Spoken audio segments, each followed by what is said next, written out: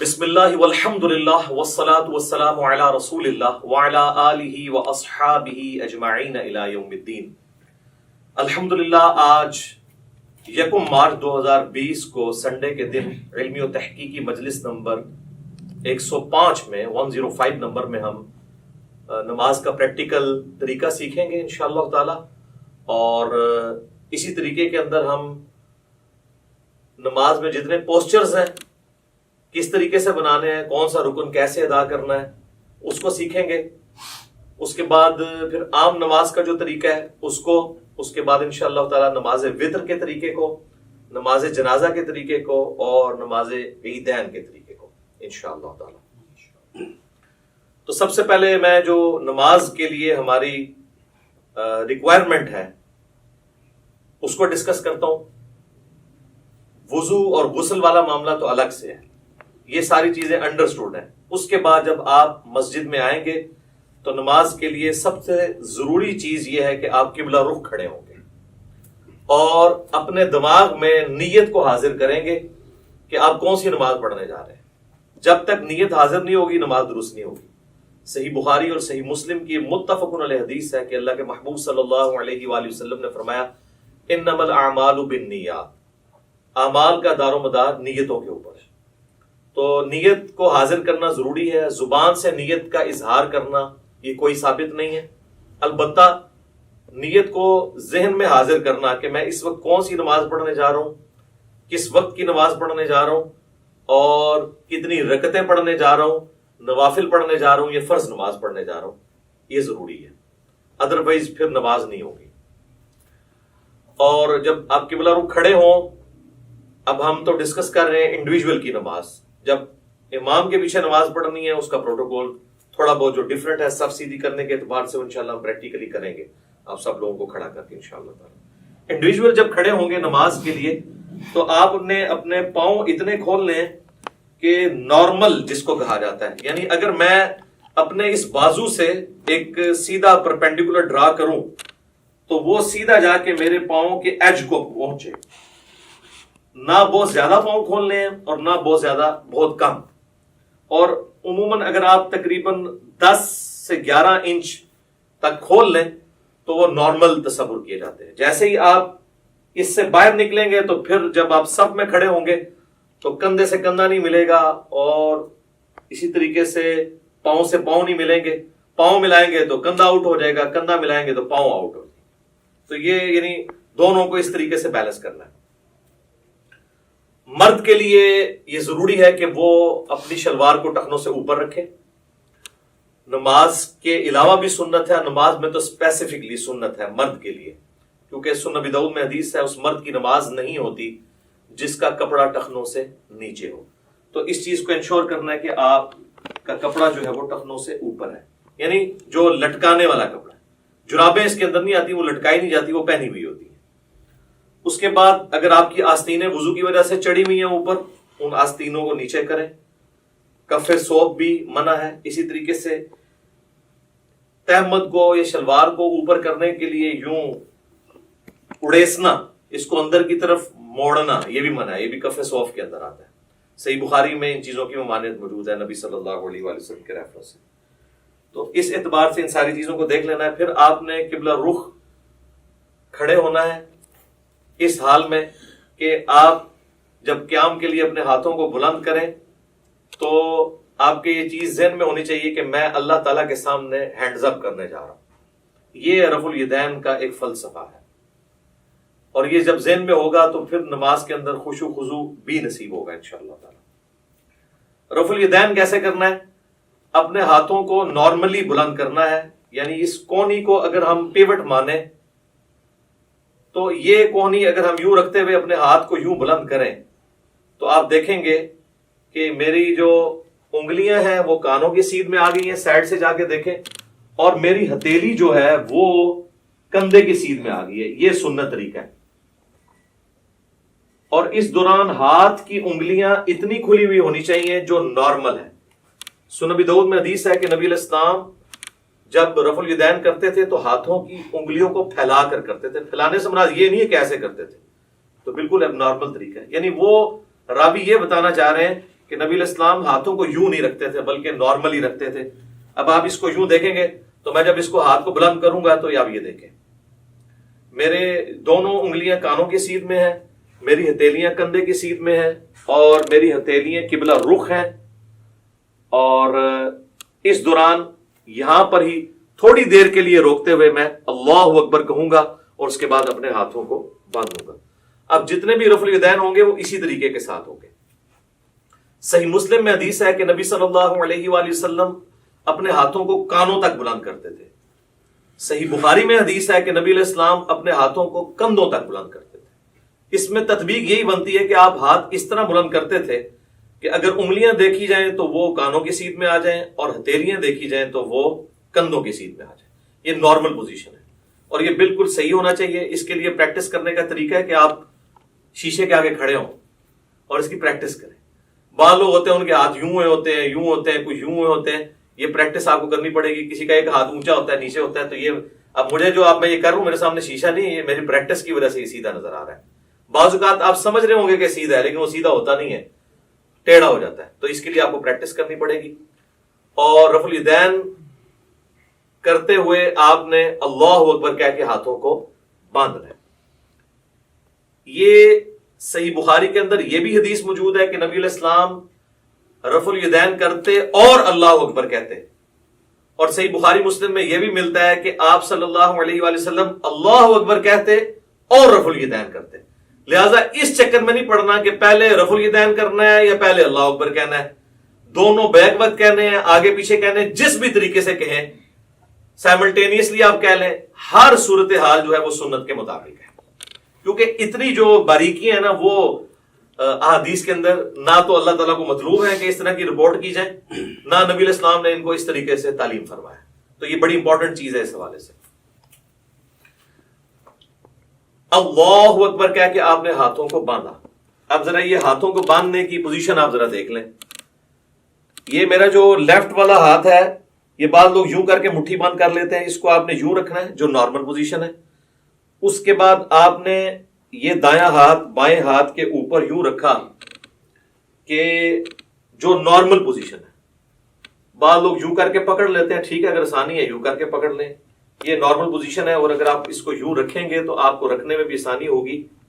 یہ سنت طریقہ ہے جو صحیح بخاری کی حدیث کی روشنی میں ہمیں پتہ چلتا ہے, کیونکہ صحیح بخاری میں حدیث ہے کہ سہل ابن سعد الساعدی کہتے ہیں کہ نبی صلی اللہ علیہ وآلہ وسلم کے زمانے میں ہمیں حکم دیا جاتا تھا کہ ہم اپنا دایاں ہاتھ بائیں زیرہ کے اوپر رکھیں. اب زیرہ جو ہے یہ کونی سے لے کے انگلیوں تک ہے. اور ابو داؤد اور نسائی کے اندر حدیث ہے کہ نبی علیہ السلام نے اپنا دایاں ہاتھ بائیں رسق را سین غین کف اور ساعد پر رکھا. ساعد کہتے ہیں کف سے لے کر کونی تک. یہ کف کا لفظ تو اردو زبان میں بھی استعمال ہوتا ہے, یہ عربی کا ہے. اور یہاں انگلی سے لے کے کف تک رسخ کہلاتا ہے, اور اس پورے کو ہم کہتے ہیں زیرہ. اور آپ دیکھیں پرانے زمانے میں جب جنگیں لڑی جاتی تھی تو زیرہ پہنی جاتی تھی, پورے جسم پہ بھی پہنی جاتی تھی. اور اس طرح صحیح مسلم میں اتنا ہی ملتا ہے کہ نبی علیہ السلام نے اپنا دایاں ہاتھ بائیں ہاتھ پر باندھا. ڈیٹیل بخاری میں اور ابو داؤد میں اور سنن نسائی میں ملتی ہے. مسند احمد میں روایت ہے کہ سینے پہ باندھا. اب سینے سے مراد یہ نہیں کہ آپ نے یوں کر کے باندھ لیا. سینے کی ڈیفینیشن ہے یہ نہر سے لے کر ناف تک, یہ سارے کا سارا سینہ ہے. یہ سینہ ہے. اس میں جہاں پہ بھی لائی کرے گا تو آٹومیٹکلی آپ دیکھیں جب آپ یوں کریں گے اور یوں رکھیں گے تو وہ ایک خاص پوزیشن پہ آئے گا جو نہ بہت اونچا نہ بہت نیچا, ناف سے برل یہ اوپر ہی ہے اور نہر سے کافی نیچے ہے. یہ نارمل پوزیشن ہے. اسی پوزیشن میں جب آپ جماعت کے ساتھ نماز پڑھیں گے تو پاؤں سے پاؤں بھی ملا سکیں گے اور کندھے سے کندھا بھی. جیسے ہی آپ یہ اوپر چلے گئے تو پھر یہ دیکھیں کونیاں ملیں گی, کندھا نہیں ملے گا. اسی طریقے سے میرے بھائیوں جب آپ ناف سے نیچے ہاتھ باندھتے ہیں نا تو یہ خلاف سنت ہے. اس حوالے سے جو سنن ابی داؤد کی ایک حدیث پیش کی جاتی ہے تو امام داؤد رحمہ اللہ تعالیٰ نے خود ساتھ لکھا ہے کہ اس حدیث میں ایک راوی ہیں عبد الرحمن بن اسحاق الکوفی, جس کے بارے میں نے خود احمد بن حنبل سے سنا ہے کہ وہ اس کو ضعیف کہا کرتے تھے. اور یہاں پر لوگوں نے یعنی وہ روایت تو پیش کی لیکن ساتھ جو امام کا حکم تھا اس کو سکپ کر دیا. تو ایسے بھی نہیں کریں گے، ایسے بھی نہیں کریں گے، بلکہ اس طریقے سے ہاتھ باندھیں گے جو سنت طریقہ ہے۔ یا پھر دوسرا طریقہ یہ ہے کہ وضع الیدین کی بجائے ارسال الیدین کیا جائے۔ اس کے لیے ہم پھر یوں کریں گے کہ آپ نے یوں رفع الیدین کیا، اللہ اکبر کہہ کے ایسے، بعض لوگ بالکل ایسے ساتھ ملا لیتے ہیں، بعض مٹھیاں بند کر لیتے ہیں، بعض ایسے کر کے کھڑے ہو جاتے ہیں، بالکل غلط ہے۔ بالکل نارمل پوزیشن پہ جہاں پہ آئیں گے یہ ارسال الیدین ہوگا، یہ بھی سنت ہے۔ اگرچہ اس حوالے سے جو سنن طبرانی کی روایت ہے اس میں خصیب الجحد الراوی جو ہے وہ ضعیف ہے، لیکن چونکہ موقوفہ روایتیں عبداللہ ابن زبیر سے ملتی ہیں المصنف ابن ابی شیبہ میں، بلکہ مصنف ابن ابی شیبہ میں پورا چیپٹر ہے ان صحابہ اور تابعین کا بیان جو ہاتھ باندھ کے نماز پڑھا کرتے تھے، اور ان صحابہ اور تابعین کا بیان جو ہاتھ کھول کر نماز پڑھا کرتے تھے، یہ دونوں طریقے سنت ہے۔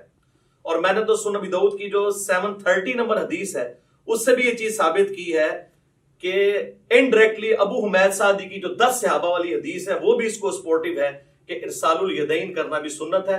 اس پہ میرا کلپ الحمدللہ لاکھوں لوگوں نے دیکھا ہے، فیس بک کے اوپر بھی، یوٹیوب کے اوپر بھی۔ آج میں اس ڈیٹیل میں نہیں جاؤں گا، بہرحال ارسال الیدین بھی سنت ہے۔ الحمدللہ ہم دونوں طریقے سے نماز پڑھتے ہیں، کم از کم میں ایک نماز ضرور ارسال الیدین سے پڑھتا ہوں، لیکن میں وضع الیدین کو اس لیے پریفر کرتا ہوں کہ میں یہ خواہش کرتا ہوں کہ میں اللہ تعالیٰ کے سامنے اس حال میں بھی کھڑا ہوں۔ اب جو لوگ صرف ارسال الیدین کرتے ہیں وہ اس سنت سے محروم ہو جاتے ہیں، اسی طریقے سے جو لوگ رکوع کے بعد ہاتھ باندھنے کے قائل ہیں وہ بھی اس سنت سے محروم ہو جاتے ہیں۔ تو ہم اس سنت پہ بھی عمل کرتے ہیں اور اس پہ بھی، رکوع سے پہلے یوں اور رکوع کے بعد ارسال الیدین، اس پہ تو اجماع ہے اہل سنت کے تمام مکاتب فکر، حنفی، شافعی، مالکی، حنبلی اور اہل حدیث بھی۔ یہ تو چند علماء عرب ہیں جنہوں نے یہ کام ڈالنا شروع کیا رکوع کے بعد ہاتھ باندھنے والا، اس پہ تو اجماع امت ہے، اور میں نے دلائل کے ساتھ ثابت کیا۔ صحیح بخاری میں اس کے اشارے موجود ہیں، سنن ابی داؤد کے اندر ابو حمید سعدی والی حدیث میں اس کے اشارے موجود ہیں کہ ارسال الیدین کیا جائے گا رکوع کے بعد۔ تو لہٰذا دونوں طریقے سنت ہیں۔ ارسال الیدین سے ہم نماز پڑھتے ہیں، فرض نماز پڑھتے ہیں، سنیوں کی مسجد کی پہلی صف میں پڑھتے ہیں، چاہے کسی کو برا لگے، الحمدللہ۔ مطلب اس میں تو کوئی آر نہیں ہمیں اس بات کو کرنے میں۔ تو ارسال الیدین بھی سنت ہے اور وضع الیدین بھی سنت ہے۔ تو آپ اچھا بعض لوگ جو ہے نماز شروع کرتے ہی اللہ اکبر کہہ کے وہ ہاتھ چھوڑ دیتے ہیں اور پھر یوں ہاتھ باندھتے ہیں، یہ بھی خلاف سنت ہے۔ آپ نے ہاتھ چھوڑنے ہیں تو چھوڑ کے نماز پڑھیں، یہ بھی سنت ہے، اور آپ نے ہاتھ باندھنے ہیں تو باندھ کے نماز پڑھیں تو وہ بھی سنت ہے، لیکن یہ یوں کر کے یوں نہ کریں۔ اس کے بعد پھر آپ اللہ اکبر کہتے ہوئے اگلے رکن میں جائیں گے اور رفع الیدین کرتے ہوئے اسی طریقے سے، اور وہ ہے رکوع۔ یوں دیکھیں، اللہ اکبر۔ اب رکوع کے اندر آپ نے ساری انگلیاں جو ہے ہاتھوں کی پھیلا کے رکھنی ہیں اور مضبوطی کے ساتھ گھٹنوں کو پکڑنا ہے اور ان بازوؤں کو بالکل سیدھا کر دینا ہے۔ جب آپ سیدھا کریں گے تو آپ کی کمر آٹومیٹکلی خود بخود سیدھی ہو جائے گی، جو سنت طریقہ ہے، اور آرام سے یہاں پہ آپ تسبیحات کریں گے، اور اس کے بعد سکون سے پھر آپ تسبیحات پڑھنے کے بعد جو میں بعد میں بتاؤں گا، سمع اللہ لمن حمدہ، ربنا ولک الحمد حمدا کثیرا طیبا مبارکا فیہ، مختلف قسم کے الفاظ ہیں، ربنا ولک الحمد بھی کہہ سکتے ہیں۔ اور اس حالت میں آپ نے ہاتھ باندھنے نہیں بلکہ ارسال الیدین کرنا ہے، اور کم از کم اتنی دیر کھڑے ہونا ہے کہ جتنی دیر آپ ربنا لک الحمد کہیں۔ بعض لوگوں کی عادت ہے کہ وہ سمع اللہ لمن حمدہ کہہ کے تو ساتھ ہی ایسے چلے جاتے ہیں سجدے میں، یہ بالکل خلاف سنت ہے، نماز نہیں ہوگی۔ بلکہ بخاری مسلم میں بڑی ڈیٹیل حدیث ہے، جو ایک صحابی نے نماز پڑھی، نبی علیہ السلام کے پاس حاضر ہوا، سلام عرض کیا، آپ علیہ السلام نے وعلیکم السلام ورحمۃ اللہ کہا اور کہا کہ دوبارہ نماز پڑھو، تو نے نماز پڑھی نہیں، 3 دفعہ اسی طریقے سے ہوا۔ پھر اس نے عرض کیا اللہ کے نبی مجھے نماز سکھائیں، تو آپ صلی اللہ علیہ وآلہ وسلم نے فرمایا کہ سکون کے ساتھ قیام کرو اور پھر قرآن جتنا مقدر ہے وہ پڑھو، اس کے بعد سکون سے رکوع کرو، رکوع کے بعد بالکل سیدھے کھڑے ہو جاؤ یہاں تک کہ ہر ہڈی اپنی جگہ پہ آ جائے، پھر سجدے کے لیے جاؤ اور پھر 2 سجدوں کے درمیان اس طرح بیٹھو کہ ہر ہڈی اپنی جگہ پہ آ جائے، پھر دوسرا سجدہ کر کے بھی بیٹھو اور پھر دوسری رکعت کے لیے کھڑے ہو، یعنی جلسہ استراحت بھی کرو۔ یہ صحیح بخاری میں 6251 نمبر حدیث ہے، جس کے تحت میں سمجھتا ہوں کہ علماء عرب نے جو جلسہ استراحت کو چھوڑ دیا یہ خلاف سنت ہے ان کی نماز۔ ربنا لک الحمد بھی کہہ سکتے ہیں، اللہم ربنا ولک الحمد بھی کہہ سکتے ہیں، جو بھی وہ انشاءاللہ میں پریکٹیکل جب کروں گا تو آپ کو پتہ چل جائے گا۔ اس کے بعد آپ نے سجدہ میں جانا ہے، اور اس کے لیے سنت یہ ہے کہ آپ نے پہلے ہاتھ لگانے ہیں، اس کے بعد گھٹنے لگانے ہیں، اور نبی علیہ السلام کی حدیث ابو داؤد میں موجود ہے، آپ صلی اللہ علیہ وآلہ وسلم نے فرمایا کہ اونٹ کی طرح مت بیٹھو. اور بعض لوگ کہتے ہیں جی اونٹ تو بیٹھتا ہی اس طرح کہ پہلے ہاتھ لگاتا ہے پھر گھٹنے، تو میں اس پہ اکثر کہتا ہوں کہ نبی علیہ السلام نے اونٹ بٹھایا ہوا ہے، اس میں آگے الفاظ موجود ہیں پہلے ہاتھ لگاؤ بعد میں گھٹنے. پھر صحیح بخاری میں جو حدیث ہے 803 نمبر، اس سے پہلے امام بخاری نے باقاعدہ عبداللہ ابن عمر کا عمل لکھا ہے جس کی پوری سند مصنف ابن ابی شیبہ میں موجود ہے کہ عبداللہ بن عمر جب سجدے میں جانے لگتے تھے پہلے ہاتھ لگاتے تھے بعد میں گھٹنے. لہذا علماء عرب جو نماز پڑھتے پہلے گھٹنے لگاتے ہیں یہ سنت سے دور ہے ایز کمپیئر ٹو اس عمل کے جو ہم کرنے لگے ہیں. ربنا لک الحمد حمدا کثیرا طیبا مبارکا فی، اس کے بعد آپ سجدے کی طرف جھکیں گے تو آپ نے یہ دیکھیں یہ خود بخود اپنی جگہ بنائے گا ہر چیز. آپ دیکھ رہے ہیں میری انگلیاں ایسی جگہ پہ آئی ہیں کہ جب میں اس ایج کے اوپر سجدہ کروں گا تو میری انگلیاں کانوں کی سیدھ میں آئیں گی اور ہتھیلیاں کندھے کی سیدھ میں جس طرح کے رفع الیدین کے وقت تھی، اور انگلیاں آلموسٹ نارمل پوزیشن میں ہوں گی. ایک ضعیف روایت ملتی ہے جس میں آپ صلی اللہ علیہ وآلہ وسلم کے بارے میں آتا ہے کہ انگلیاں ملا کے سجدہ کرتے تھے. کچھ تابعین کے بارے میں صحیح سند سے بھی ملتا ہے کہ وہ پسند کرتے تھے کہ انگلیاں ملا کے کی جائیں، لیکن اس پہ کوئی مرفوع یا موقوف حدیث اس حوالے سے نہیں ملتی. آپ نارمل پوزیشن میں رکھیں، اتنی نہ کھول دیں کہ یہ قبلہ رخ سے ہٹ جائیں، یہ نارمل پوزیشن میں. اور اگر کسی نے یوں رکھنی ہے تو یوں بھی رکھ سکتا ہے، اس میں ذرا تردد ہوتا ہے، اس میں ہتھیلیاں بھی لگ جاتی ہیں اور آپ آلموسٹ یہ قبلہ رخ ہی ہوتی ہیں انگلیاں. کانوں کی سیدھ میں انگلیاں آ جائیں گی، یعنی کہ یہ دو آنکھوں کے درمیان آپ آنکھوں کی سیدھ میں رکھیں گے، خود بخود کانوں کی سیدھ میں آئیں گی، اور ہتھیلیاں جو ہیں وہ شولڈر کی سیدھ میں. اور پھر آپ نے پہلے ناک لگانا ہے، اس کے بعد ماتھا لگانا ہے.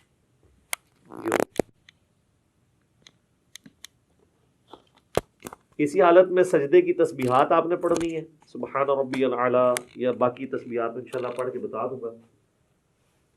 اور پاؤں کی انگلیاں قبلہ رخ ہونی چاہیے، دونوں ایڑیاں آپس میں جڑی ہوئی ہوں، اور ہاتھ جو ہیں وہ پہلوؤں سے الگ ہوں، رانے جو ہیں وہ پنڈلی کے جوڑ سے الگ ہوں نارمل پوزیشن کے اوپر.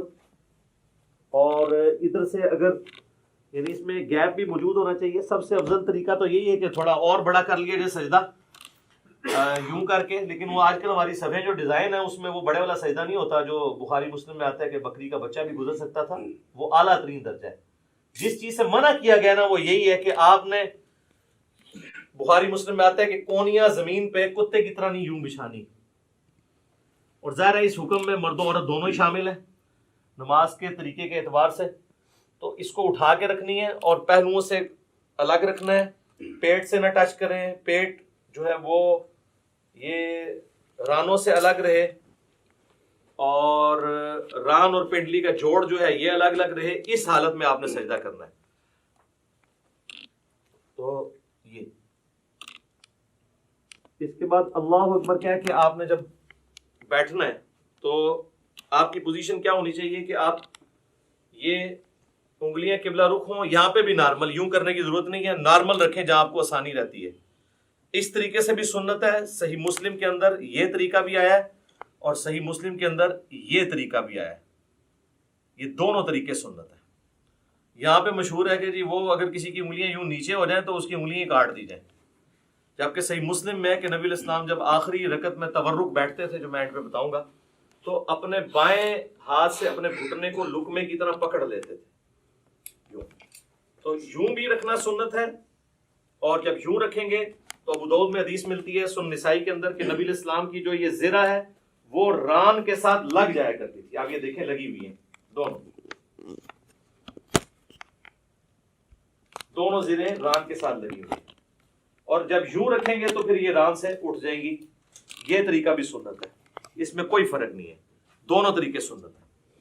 یہ دو سجدوں کے درمیان آپ بیٹھیں گے اور اس میں آپ نے جو تسبیحات پڑھنی ہے رب اغفر لی رب اغفر لی، اس کے علاوہ اور تسبیحات بھی ہیں. بعض لوگ یہاں پہ بھی انگلی اٹھا لیتے ہیں، وہ حدیث بھی کمزور ہے سفیان ثوری کی تدریس کی وجہ سے. انگلی نہیں اٹھانی، نارمل رکھنا ہے آپ نے. اس کے بعد پھر اللہ اکبر کہہ کے آپ نے دوسرے سجدے میں جانا ہے اور پھر اسی طریقے سے تسبیحات کرنی ہے.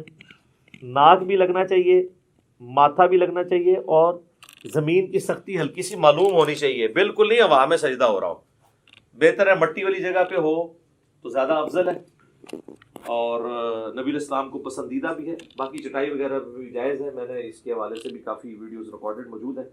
دوسرا سجدہ کر کے بھی آپ اللہ اکبر کر کے بیٹھیں گے. صحیح بخاری میں 6251 نمبر حدیث ہے. نبی الاسلام حکم دیتے تھے کہ نماز میں سکون کرو اس حال میں کہ تم نے بیٹھنا ہے اور اس کے بعد پھر دوسری رکعت کے لیے کھڑے ہونا ہے. اچھا اس دوران یہ آپ دیکھیں جب دو سجدوں کے درمیان بیٹھنا ہے نا تو بایاں پاؤں لٹانا ہے اور دائیں پاؤں کو کھڑا رکھنا ہے.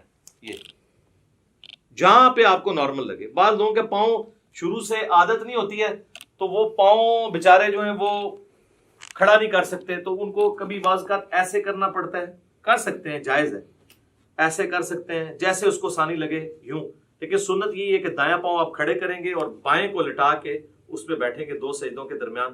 پھر دوسرا سجدہ کر کے بھی ایسے ہی بیٹھیں گے اور پھر اللہ اکبر کہہ کے ہاتھوں کا سہارا لیتے ہوئے، صحیح بخاری میں حدیث ہے نبی الاسلام اعتماد کرتے ہوئے اٹھتے تھے. تو اعتماد کرتے ہوئے بعض لوگوں نے یہاں پہ وہ مٹھی بنانے والی وہ ایک کمزور روایت تھی اس کا سہارا لیا، وہ کمزور روایت ہے. نارمل بخاری میں اعتماد، تو اعتماد ویسے ہی ہوگا جیسے عام حالت میں بندہ اٹھے گا. یہ اعتماد کا طریقہ ہے نارمل. یوں کرنے سے یہاں پہ نشان بن جاتے ہیں اور میں نے دیکھا لوگوں کی یہ ساری جگہ کالی ہوئی ہوتی ہیں.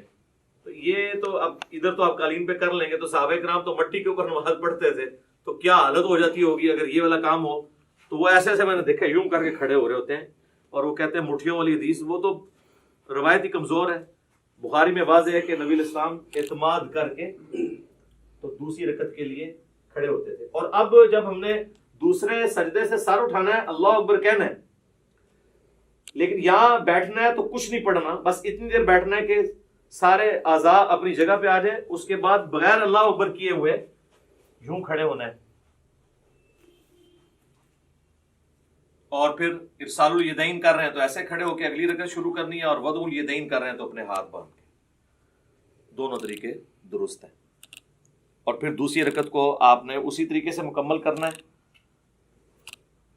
جب دوسری رکعت میں آپ تشہد میں پہنچیں گے، آپ دیکھ رہے ہیں دوسری رکعت جو ہے رفع الیدین کے بغیر شروع ہوئی ہے. جب ہم کھڑے ہوئے ہیں تو ہم نے رفع الیدین کر کے ہاتھ نہیں باندھے بلکہ ڈائریکٹ ہاتھ باندھے.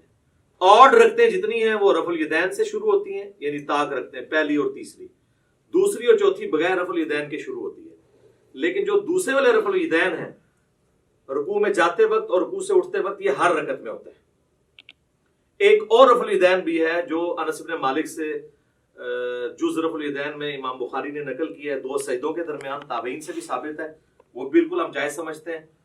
اب اگر کسی نے وہ کرنا ہے، ہمارے اہل تشیع بھائی کرتے ہیں، تو پہلے سجدے سے آپ اٹھیں اللہ اکبر کہہ کے یہاں پہ بیٹھے رب اغفر لی رب اغفر لی اللہم اغفر لی وارحمنی واہدنی وعافنی وارزقنی. اس کے بعد آپ نے یوں کرنا ہے اللہ اکبر اور پھر دوسرے سجدے میں جانا. تو یہ طریقہ بھی درست ہے کیونکہ صحابہ کرام سے ثابت ہے. لیکن اکثر احادیث سجدوں کے بغیر رفع الیدین والی ہیں. یہ اکثر لوگ کہہ رہے ہوتے ہیں سجدوں میں بھی ہے، تو ہم تو سجدوں میں بھی قائل ہیں، میں تو سجدوں میں بھی کر لیتا ہوں، ارسال الیدین سے بھی نماز پڑھ لیتا ہوں، وضع الیدین سے بھی پڑھ لیتا ہوں. تو اس میں کوئی فرق نہیں ہے، جو سنت طریقے ثابت ہے. تو دوسری رکعت میں جب آپ بیٹھیں، اگر تو 4 رکعت والی نماز ہے تو پھر آپ یوں ہی بیٹھیں گے جس طرح آپ جلسے کے اندر بیٹھتے ہیں. دو سجدوں کے درمیان جو بیٹھنا ہے وہ جلسہ کہلاتا ہے، جس طرح رکوع کے بعد کھڑے ہونا قوما کہلاتا ہے. تو یوں کر کے بیٹھیں گے، اسی طریقے سے یہ پاؤں کھڑے ہوئے ہوں گے اور یہاں پہ آپ تشہد پڑھیں گے. اور تشہد بیٹھتے ہی آپ نے اپنی انگلی بلند کر لینی ہے. صحیح مسلم میں 4 حدیث ہیں رفع سبابہ کے اوپر، یعنی انگلی کو بلند کرنا. اس میں سنت طریقہ یہ ہے کہ آپ نے یہ درمیان والی انگلی اور انگوٹھے کا یوں ہلکا بنانا ہے ایسے کر کے. اور ابو داؤد میں الفاظ ہے کہ نبی علیہ السلام جب انگلی اٹھاتے تھے ہلکی سی جھکی رکھتے تھے، یہ ایسے کر کے نہیں اٹھانی. اور مسلسل تشہد میں بیٹھتے ہی اس کو اٹھا لینا ہے. اور اگر آخری تشہد میں ہے تو دعاؤں میں پہنچ کے اس کو ہلکی ہلکی یوں حرکت بھی دینی ہے. یہ بھی ثابت ہے. اور صحیح مسلم میں عبداللہ ابن زبیر جو نقل کر رہے ہیں وہ صرف اشارے کو نقل کر رہے ہیں، حرکت کو نہیں کر رہے. تو بغیر حرکت کے بھی اشارہ تھرو یوں کرنا یہ ثابت ہے. یہ طریقہ بھی ثابت ہے انگلی اٹھانے کا. اور ایک یہ طریقہ بھی ہے انگوٹھے کو اس جڑ میں رکھ کے یوں کر کے، اس کو کہتے ہیں وہ 53 کا عدد بنانا. یہ بھی طریقہ ٹھیک ہے. یہ دونوں طریقے ٹھیک ہیں. یہ عمومی طریقہ احادیث کے اندر رپورٹ ہوا ہے، چاہے یہاں پہ رکھیں چاہے یہاں پہ رکھیں، دونوں طریقے درست ہوں گے تشہد میں۔ اور یہ میں درمیان والے تشہد کی بات کر رہا ہوں جو 2 رکعتوں کے بعد ہے، جب آپ 4 رکعت پڑھ رہے ہو تو محمد عبدہ و رسولہ تک پڑھ کے ساتھ دروشی بھی پڑھ لیں تو افضل ہے۔ وہ مسند احمد میں حدیث موجود ہے کہ آپ تشہد کے بعد بھی کھڑے ہو سکتے ہیں۔ سنن نسائی میں، صحیح مسلم میں موجود ہے کہ نبی علیہ السلام جب 9 رکعت وتر پڑھا کرتے تھے تو 8ویں رکعت میں بیٹھتے، تشہد پڑھتے، دروشی پڑھتے، اس کے بعد دعائیں پڑھتے، اور پھر آپ صلی اللہ علیہ وآلہ وسلم کھڑے ہوتے تھے 9ویں رکعت کے لیے۔ تو درمیان والے تشہد میں پڑھ سکتے ہیں۔ بہرحال اس میں جب آپ کھڑے ہوں گے دروشی پڑھنے کے بعد اللہم صلی علی محمد وعلی آل محمد اتنا بھی پڑھ لیں تو کافی ہے۔ یہ بھی سنن نسائی میں 1293 نمبر 1293 نمبر حدیث ہے، نبی اسلام نے یہ مختصر دروشی بھی تعلیم فرمایا۔ تو اللہ اکبر کہہ کے جب کھڑے ہوں گے تو زمین پر اعتماد کریں گے یوں، اور اٹھتے وقت پہلے گھٹنے اٹھائیں گے، اس کے بعد آپ ہاتھوں کو اٹھائیں گے۔ جاتے وقت ہاتھ پہلے لگاتے ہیں، گھٹنے بعد میں، اور اٹھتے وقت اس کو اس طریقے سے آپ ریورس کرتے ہیں۔ یعنی دوسرے الفاظ میں جو کچھ آپ نے بچپن سے سیکھا ہے تقریباً اس کے الٹ ہی کرتے ہیں آپ پہلے گھوڑے لاتے تھے پھر ہاتھ لاتے تھے، تو اس طرح ذرا آسانی سے سمجھ آ جائے گا۔ اسی کو ہم نے عرض کیا ہے کہ مرنے سے پہلے اے مسلمان کر لے اس پہ غور، کتابوں کا خدا اور ہے، بابوں کا خدا اور ہے۔ اچھا لوگ بڑا پراپوگنڈا کر رہے ہیں، اس نے 2 خدا کر دیے ہیں۔ 2 خدا نہیں ہم نے کیے ہیں، ہم نے یہ بتایا کہ اس خدا کا تعارف جو آپ نے کروایا ہے وہ نہیں ہے جو نبی علیہ السلام نے کروایا۔ وہ تو میں نے کلیریفائی بار بار کیا، ان کو بھی خیر سمجھ ہے۔ تو یہ کتابوں کی نماز آپ کو سکھا رہے ہیں جو نبی علیہ السلام نے امت تک، صحابہ، اہل بیت، تابعین، تبع تابعین کے ذریعے ہم تک پہنچائی ہیں الحمدللہ۔ اچھا اب چونکہ تیسری رکعت ہے تو تیسری رکعت میں جب ہم زمین پہ اعتماد کر کے کھڑے ہوں گے تو آپ اللہ اکبر، یہاں سے کھڑے ہوتے ہی آپ نے اللہ اکبر کہنا ہے، یعنی اللہ اکبر۔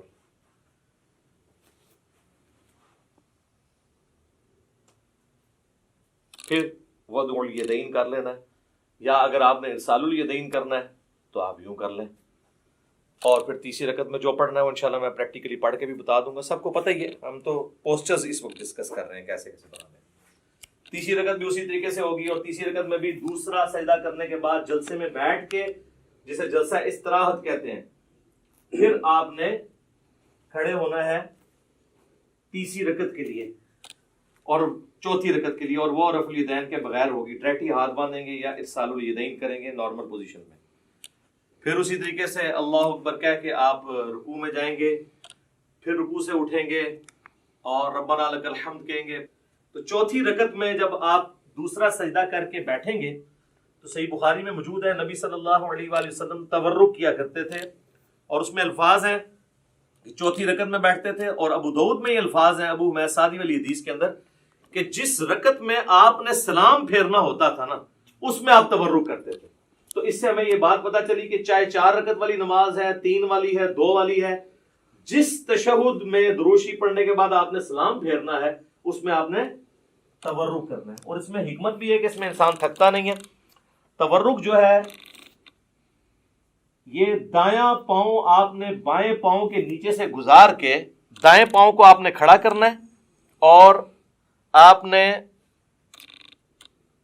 دائیں پاؤں کے نیچے سے بائیں پاؤں کو گزارنا ہے اس حالت میں، یہ تورک ہے۔ اور آپ یوں بھی کر سکتے ہیں۔ یہ ابو داؤد میں یہ بھی حدیث ہے کہ نبی علیہ السلام نے اپنے دونوں پاؤں ایک طرف نکال دیے، یہ ایک طرف نکالے ہوئے میں نے دونوں پاؤں، یہ بھی ٹھیک ہے، یہ بھی ٹھیک ہے۔ اس میں حکمت یہ ہے کہ جب آپ یوں بیٹھتے ہیں نا تو آخری تشہد تو چونکہ نبی علیہ السلام کا بہت زیادہ دعاؤں پہ ہوتا تھا، لمبا ہوتا تھا، اس میں آپ تھکتے نہیں ہیں۔ اس طرح بیٹھیں گے تو تھوڑی دیر کے بعد آپ کو تھکاوٹ محسوس ہونا شروع ہو جاتی ہے، الا یہ کہ بہت پتلا بندہ اس کو تو فیل نہیں ہوتا۔ تو یہ درمیان والا تشہد ہے اور یہ آخری تشہد ہے، چاہے وہ فجر کا ہو، مغرب کا ہو، عشاء کا ہو، آخری تشہد اس طریقے سے ہوتا ہے۔ اور اس میں بھی آپ نے اس طرح انگلی اٹھا کے رکھنی ہے، تشہد میں مسلسل انگلی اٹھانی ہے۔ یہ جو کہتے ہیں اشہد ان لا الہ پہ اٹھاؤ، الا اللہ پہ گرا دو، یہ کوئی ثابت نہیں ہے۔ یہاں پہ رکھیں یہ بھی سنت ہے، اور یہ صحیح مسلم میں الفاظ ہیں کہ نبی علیہ السلام جب تشہد میں بیٹھتے تو اپنا دایاں ہاتھ جو ہے وہ دانے گھٹنے کے اوپر بائیں گھٹنے پہ رکھ کے اس کو لقمے کی طرح پکڑ لیتے، جو آپ کے باپوں نے آپ کو سکھایا کہ جس کی انگلیاں نیچے ہوں انگلیاں کاٹ دی جائیں، اور یہ وہ سنت ہے جو صحیح مسلم کے اندر ہے۔ ہر شے پٹھی دسی تانوں، پھر کہندے ساڈے بابیاں نوں کچھ کہندا ہے، اور کینوں کہاں میں نیوٹن نوں کہاں، جنہوں نے کام پایا انہوں نے کہنا ہے نا۔ یہ بھی سنت ہے، یہ صحیح مسلم میں یہ بھی سنت آئی ہے، اور یہ بھی، یہ مسلسل اٹھا کے رکھنی ہے۔ اور ابو داؤد میں، نسائی میں آتا ہے کہ جب آپ دعاؤں میں پہنچتے تھے نا تشہد کے اینڈ پہ درود شریف کے بعد، تو ہلکا ہلکا اسے یوں حرکت بھی دیتے تھے، اور اس کے بعد جب آپ پورا تشہد دعائیں مانگ لیں گے، پھر آپ نے دائیں اور بائیں سلام پھیرنا ہے۔ اس میں جو امام مسجد حضرات ہیں وہ تو سلام یہی پھیر ہوتے ہیں، السلام علیکم ورحمۃ اللہ، اور دوسرا سلام ادھر کرتے ہیں، السلام علیکم ورحمۃ اللہ۔ یہ بالکل خلاف سنت ہے۔ آپ نے دائیں طرف والے نمازیوں کو بھی، اور فرشتے ہوں تو ان کی طرف بھی سلام بھیجنا ہے، تو اس کے لیے طریقہ یہ ہے کہ آپ نے پوری گردن موڑنی ہے یوں کر کے، السلام علیکم ورحمۃ اللہ، السلام علیکم ورحمۃ اللہ۔ اچھا، عربیوں کو ایک بڑا مسئلہ ہے۔ اچھا، السلام علیکم ورحمۃ اللہ وبرکاتہ بھی ثابت ہے ابو داؤد کے اندر، دونوں طریقے درست ہیں۔ عربی جو ہے نا ہمارے اجمی لوگوں کو نا، وہ چونکہ امام کے پیچھے ہم لوگ تو عادت ہے نا کہ امام جب پہلا سلام پھیرتا ہے نا، تو جب وہ رحمت اللہ پہ پہنچتا ہے تو ہم پہلا پھیرتے ہیں، پھر وہ دوسرے کے رحمت اللہ پہ پہنچتا ہے تو ہم دوسرا پھیرتے ہیں۔ عربی کیا کرتے ہیں کہ وہ انتظار کرتے ہیں کہ امام دونوں طرف پھیرے، السلام علیکم ورحمۃ اللہ، السلام علیکم ورحمۃ اللہ، اور اس کے بعد وہ پھیرتے ہیں۔ آپ نے دیکھا وہ عرب کے ٹی وی پہ بھی جب آپ کو آواز آ رہی ہوتی ہے اس کی مکبر کی پیچھے سے، تو اور وہ یہ سمجھ رہے ہوتے ہیں کہ ہم صحیح طریقے پہ چل رہے ہیں، دونوں طریقے درست ہیں، کیونکہ آپ ہے تو پیچھے ہی ہے نا۔ جب پہلا سلام پھیرا اس کے بعد ہی آپ نے بھی پہلا پھیرا نا، تو یہ نہیں ہے کہ پورا پھیرے۔ اگر اس طریقے سے بھی کرنا چاہتا ہے وہ بھی ٹھیک ہے۔ یہ خام خواہ لوگوں پہ فتوے لگانا کہ وہ امام سے آپ آگے نکلے، امام سے کب آگے نکلے؟ امام نے السلام علیکم ورحمۃ اللہ کہا، اس کے بعد ہی ہم نے کہا، اور امام نے جب دوسرا پھیرا اس کے بعد ہی ہم نے کہا۔ وہ تو حدیث ہے بخاری مسلم میں کہ جو امام سے پہلے رکوع سے سر اٹھائے تو اسے ڈر جانا چاہیے کہ اللہ تعالیٰ اس کا سر جو ہے وہ گدھے کا نہ بنا دے۔ پوسچرز میں آپ نے امام سے پہلے کوئی کام نہیں کرنا۔ باقی جو بیچ میں پڑھنا ہے وہ آگے پیچھے ہو سکتا ہے، وہ تو نہ آپ سن رہے ہوتے ہیں اس کی، نہ وہ آپ کی سن رہا ہوتا ہے۔ کئی بار ہم تشہد ختم کر کے بیٹھ جاتے ہیں، امام کا تشہد ختم ہی نہیں ہوتا، اس میں آگے پیچھے ہو سکتا ہے، پوسچرز نہیں آپ آگے پیچھے کر سکتے۔ اور دیکھیں اللہ نے نماز میں کیا برکت رکھی ہے کہ نماز میں مسلمانوں کی یونٹی ہے، کوئی فرقہ بھی دوسرے کے پیچھے نماز پڑھ سکتا ہے، کیونکہ بیسک سٹرکچر سب کی یہی ہے 4 رکعتوں میں۔ پہلے قیام کے بعد رکوع، رکوع کے بعد کھڑے ہونا، اس کے بعد سجدے میں جانا، 2 سجدوں کے درمیان بیٹھنا۔ اور ایون سنی شیعہ کی کتابیں تو متفق ہیں، شیعہ بھی جو ہے وہ جلسہ اس طرح آتی ہے، یعنی دوسرے سجدے کے بعد بیٹھ کے اٹھتے ہیں، اور اہل سنت بھی جو کتاب و سنت کے فالوورز ہیں وہ اسی طریقے سے اٹھتے ہیں۔ بہرحال کوئی ڈائریکٹ اٹھے یا اس طریقے سے اٹھے، دونوں طریقوں میں وہ ایک فرقے والا دوسرے فرقے والے امام کے پیچھے نماز پڑھ سکتا ہے۔ یہ اللہ نے نماز کی حفاظت کی ہے، نماز کی بیسک سٹرکچر میں کوئی فرق نہیں ہے۔ ورنہ تو یہ ہوتا کہ شیعہ کے قیام کا وقت ہے، آپ کے رکوع کا وقت آ جائے، تو پھر کس طرح ایک دوسرے کے پیچھے پڑھ سکے نماز؟ تو یہ اللہ تعالیٰ نے کم از کم بیسک سٹرکچر جو ہے، باقی جو چھوٹی موٹی چیزیں ان پہ اختلاف ہو سکتا ہے، بہتری کی طرف جانا چاہیے۔ تو یہ میں نے آپ کو ایک بلیو پرنٹ پیش کر دی ہے، قیام کیسے کرنا ہے، رفع الیدین کیسے کرنا ہے، اور اسی طریقے سے سجدہ کیسے کرنا ہے، 2 سجدوں کے درمیان بیٹھنا کیسے ہے، کون کون سی چیز پہلے لگانی ہے، کون سی بعد میں، کیسے سہارا لے کے اٹھنا ہے، انگلیاں کیسے رکھنی ہے، ساری چیزیں بتا دی ہیں۔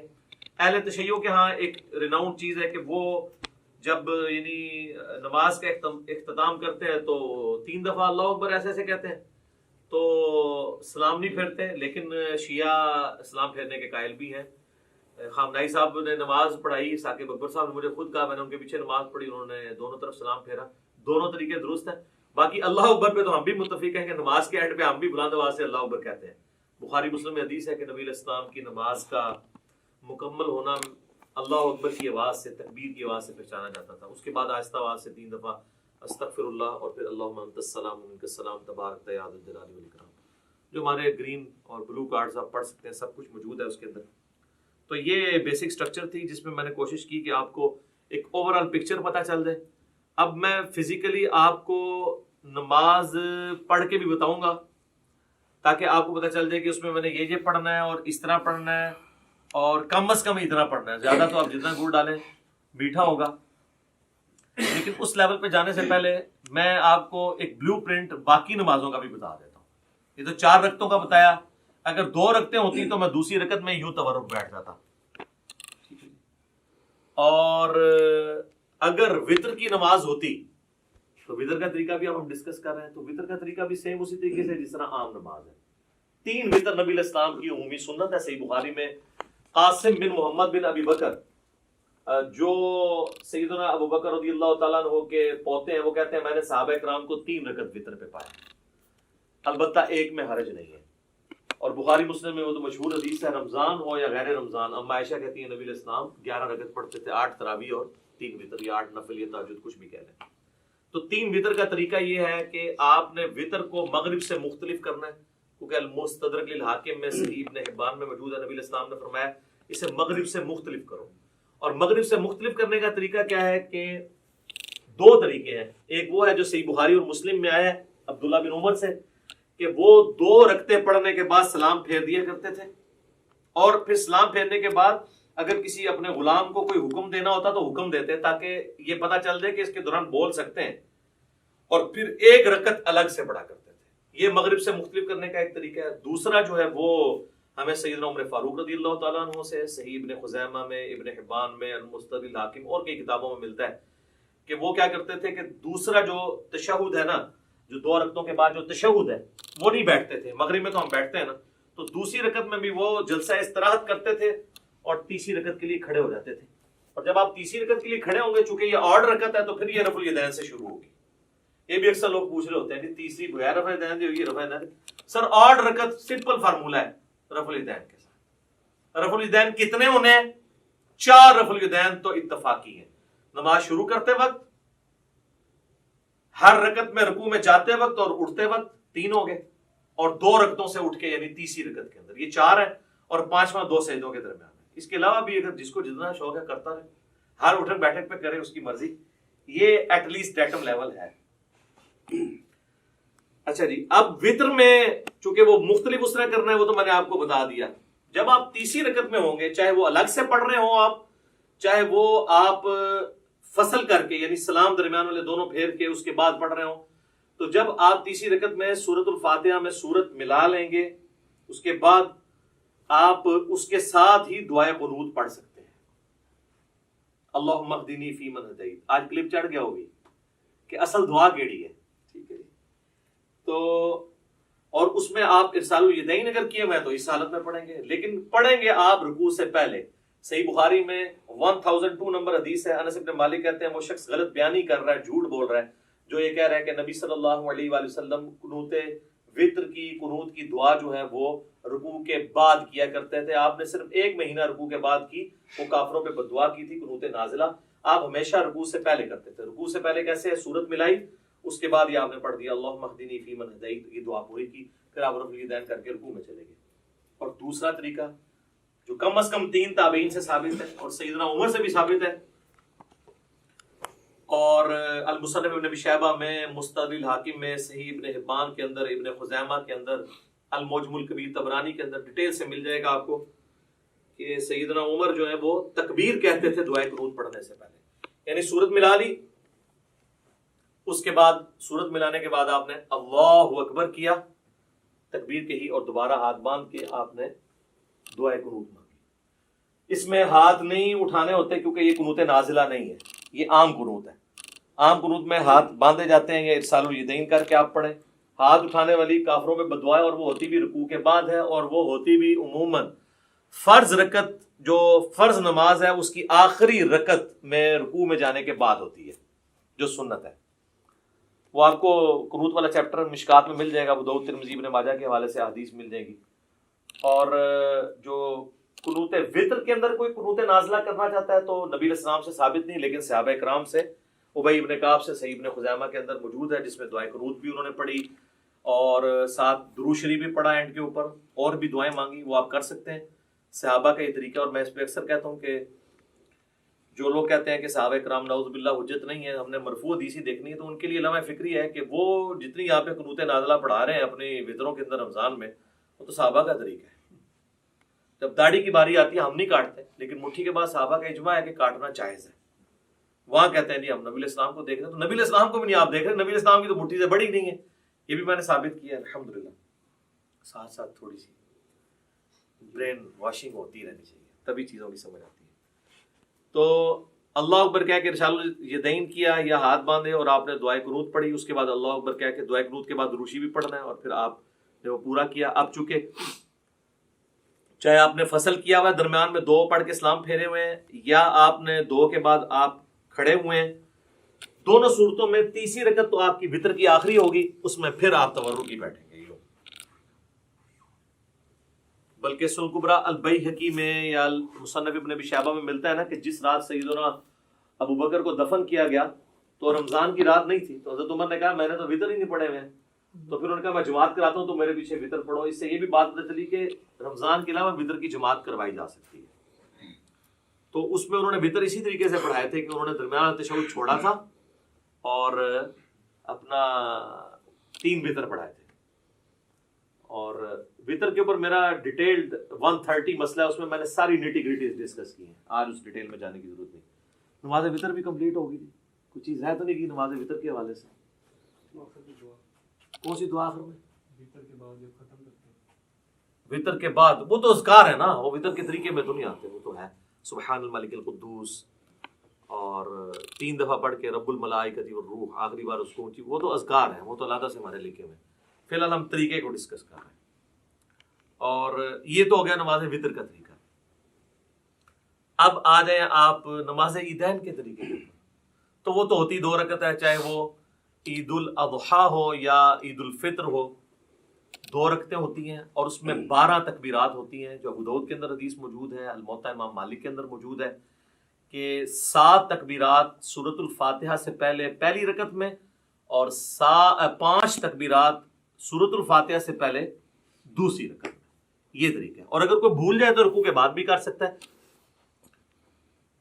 اس میں طریقہ یہی ہے کہ اللہ اکبر کہہ کے آپ نماز شروع کریں گے۔ اگر آپ نے وضع الیدین کیا ہے تو آپ جب تکبیرات کہیں گے اللہ اکبر تو دوبارہ ہاتھ باندھیں گے۔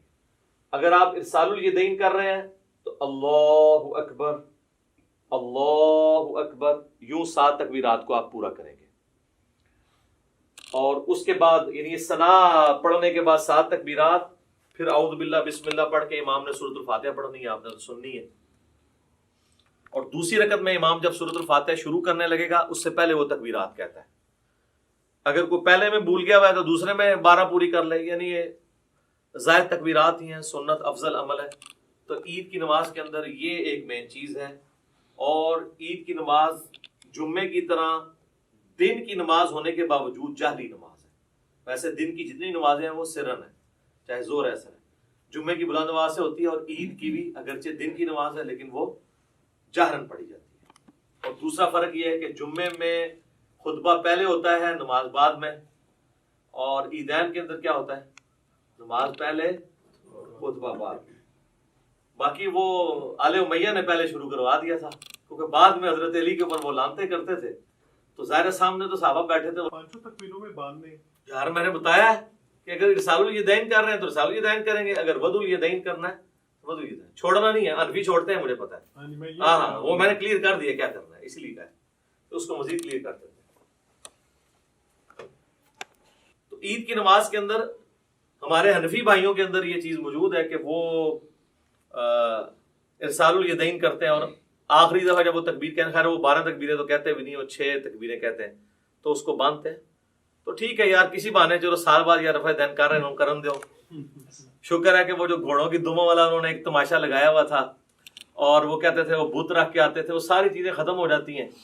رفع الیدین نماز کا سکون برباد کرتا ہے، تو جے سال بعد وہ سکون والی نماز دی بے سکونی کرنے لگے نا، یعنی سنت کے مطابق عمل کرنے ہی لگے، تو کرنے دیں یار، باندھنا کرا دیو کدھر رفع الیدین ہونا تھا۔ عید قائم ہے تو ان کی ڈاکٹرین ختم ہے، وہ کہتے ہیں نماز کے سکون کو برباد کرتا ہے تو پھر ہر رفع الیدین کرے گا۔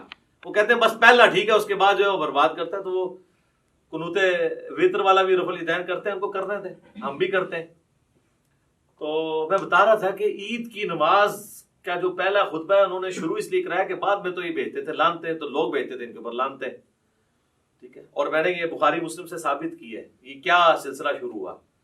تو کربلا ہر جگہ آئے گی، یہ آپ نے یاد رکھنا ہے، کربلا سے آپ کی جان نہیں چھوٹنی، ٹھیک ہے. تو یہ ہو گیا جناب عیدین کا طریقہ، دونوں عید کی نمازوں کا یہی طریقہ ہے. اور نیت سب کے لیے وہی ہے، ذہن میں حاضر کرنی ہے. لوگ عید والے دن نیت یاد کرا رہے ہوتے ہیں کہ جناب یاد کر لو ہے کرنی ہے. اچھا جی، اب آ جائیں اب آخر میں نماز جنازہ کی.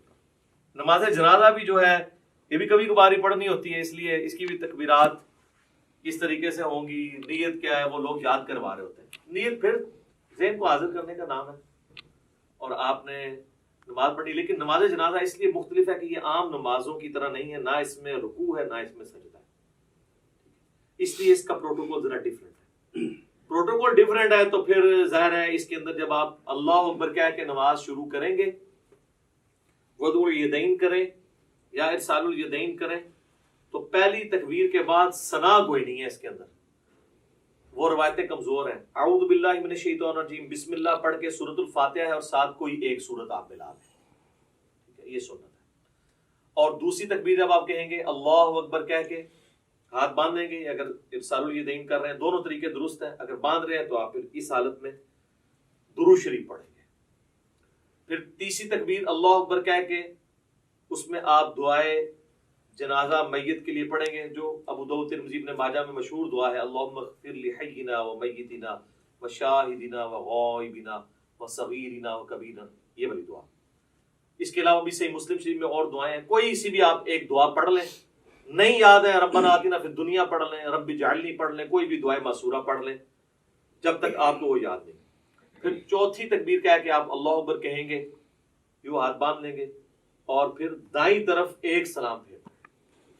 نماز جنازہ چونکہ مختلف ہے تو اس میں یہ بھی مختلف ہے کہ آپ نے صرف ایک طرف سلام پھیرنا ہے، السلام علیکم ورحمۃ اللہ. تابعین سے دو طرف پھیرنا بھی ثابت ہے، لیکن صحابہ اور نبی علیہ السلام سے ایک طرف ثابت ہے، دو طرف والی روایتیں کمزور ہیں. اگر کوئی پھیر لیتا ہے ہم اس کے اوپر فتویٰ نہیں لگاتے. اور بعض اوقات آپ کو کسی ایسی جگہ پہ پڑھنی پڑتی ہے نا، تو میں پھر یہ کرتا ہوں کہ جب امام دو طرف پھیر رہے ہیں نا تو میں اس کے دوسرے پھیرنے کا بھی انتظار کرتا ہوں. جب وہ دوسرا پھیرتا ہے تو میں پہلے ہی پھیر کے. یہ تو کہتے ہیں وہ جناب پہلا پھیریں گے، اینج ہاتھ کھول لینے، اینج کر لینے، اور چکر ہی نہ پاؤ، پہلے دیکھو فاتحہ ہی نہیں پڑھ رہے جنازے کے اندر. فاتحہ کے بغیر تو نماز نہیں ہوتی. صحیح بخاری میں موجود ہے کہ عبداللہ بن عباس نے بلند آواز سے نماز جنازہ میں فاتحہ پڑھی تاکہ بتایا جائے یہ سنت عمل ہے. نماز جنازہ بلند آواز سے بھی سنت ہے، آہستہ آواز سے بھی سنت ہے، لیکن عموماً جو سنت ہے سنن نسائی میں وہ سرن ہی ہے، آہستہ آواز سے. اس لیے آپ دیکھیں عرب جتنے ملک ہیں وہاں پہ آہستہ آواز میں نماز جنازہ پڑھی جاتی ہے، یعنی بلند آواز سے نہیں پڑھی جاتی. خیر یہ الگ سے ٹاپک ہے نماز جنازہ کا. یہ طریقہ ہے. صحیح مسلم میں ہے کہ نبی علیہ السلام نے ایک جنازے پہ 5 تکبیرات بھی پڑھی تھی. جب آپ 5 تکبیرات پڑھیں گے تو پھر پانچویں جو چوتھی تکبیر کے بعد سلام پھیرا تھا نا، تو چوتھی تکبیر کے بعد پھر آپ دعائیں مانگیں گے اور پانچویں کے بعد آپ پھر سلام پھیریں گے.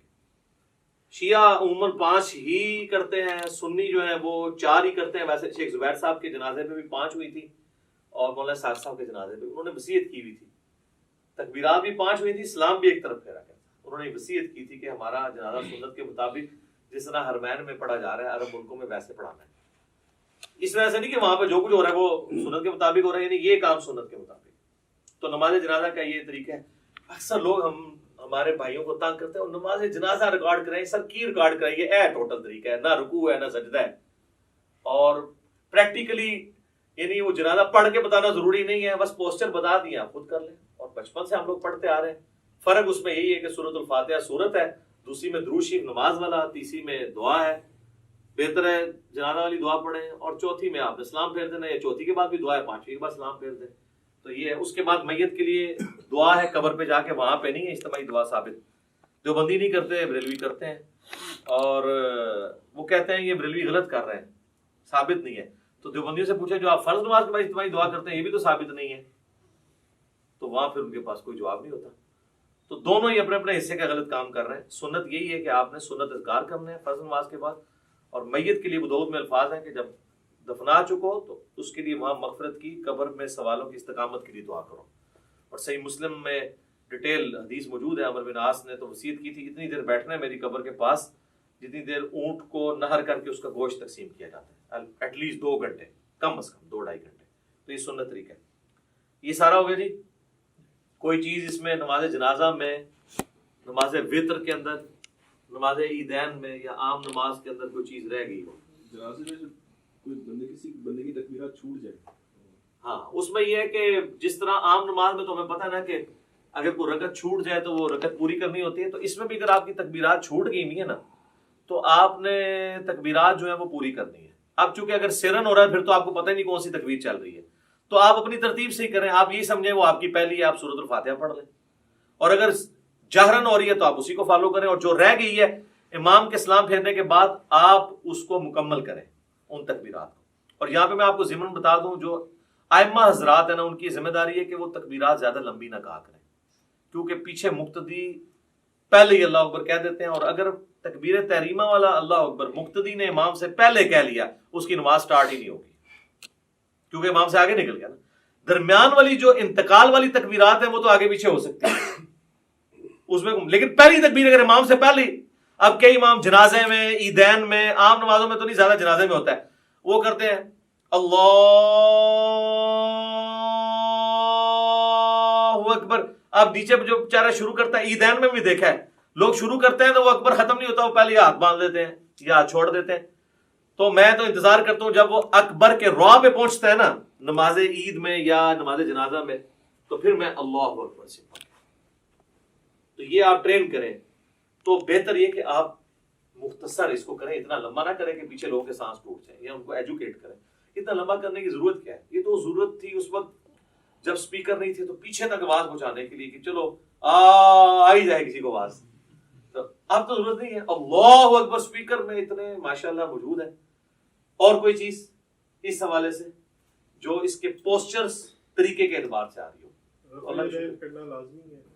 جی سنت ہے. جنازے میں بھی ہر تکبیر کے اوپر رفع الیدین کرنا، یہ بھی سنت ہے. نماز عیدین میں بھی ہر تکبیر کے اوپر رفع الیدین کرنا سنت ہے. ابو داؤد میں واضح حدیث ہے، مسند احمد میں موجود ہے. عبداللہ بن عمر کہتے ہیں کہ قیام کی حالت میں نبی علیہ السلام جب بھی تکبیر کہتے تھے تو اپنے ہاتھوں کو بلند کرتے تھے. تو یہ جنرل ہے، ٹھیک ہے.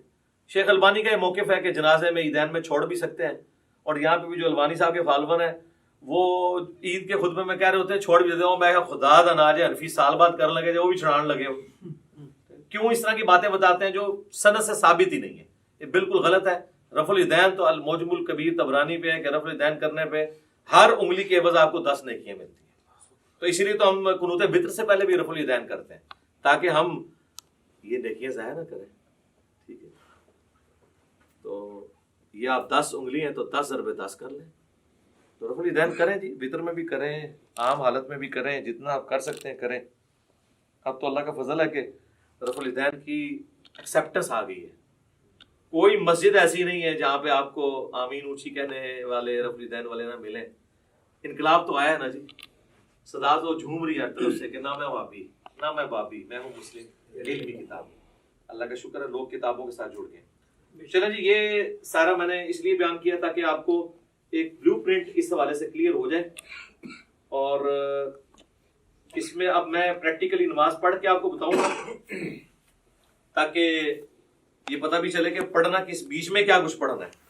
اور اس میں پوسچر اس طریقے سے بناؤں گا جو میں نے آپ کو ایجوکیٹ کی ہیں، انہی پوسچرز کے مطابق میں آپ کو لے کے چل رہا ہوں گا تاکہ آپ اس سنت کے مطابق نماز کے طریقے کے اوپر عمل کر سکیں. تو اب انشاءاللہ تعالی میں پریکٹیکلی نماز پڑھ کے بتاؤں گا انشاءاللہ. اچھا میرے بھائیو، اب میں انشاءاللہ آپ کو پریکٹیکلی کم از کم 2 رکعت پڑھ کے بتاؤں گا تاکہ آپ کو پتہ چلے کہ نماز کے اندر کون کون سی تسبیحات پڑھنی ہے، ثنا کیسے پڑھنی ہے، سورۃ الفاتحہ، جو ایک کم از کم درجہ نماز کا اتنا ہونا چاہیے. باقی آپ جتنا گڑ ڈالیں گے اتنا میٹھا ہے. تو چند تسبیحات کے ساتھ میں اس کو کور کروں گا تاکہ آپ لوگ وہ چیزیں یاد بھی کر سکیں. جو لوگ سن کے یاد کرنے کے عادی ہیں ان کے لیے انشاءاللہ تعالی آسانی ہوگی انشاءاللہ تعالی. ساتھ ساتھ پوسچر بھی کور ہو جائیں گے انشاءاللہ تعالی.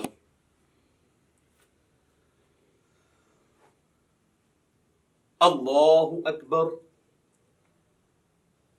سبحانك اللهم وبحمدك وتبارك اسمك وتعالى جدك ولا إله غيرك. أعوذ بالله من الشيطان الرجيم. بسم الله الرحمن الرحيم الحمد لله رب العالمين الرحمن الرحيم مالك يوم الدين إياك نعبد وإياك نستعين اهدنا الصراط المستقيم صراط الذين أنعمت عليهم غير المغضوب عليهم ولا الضالين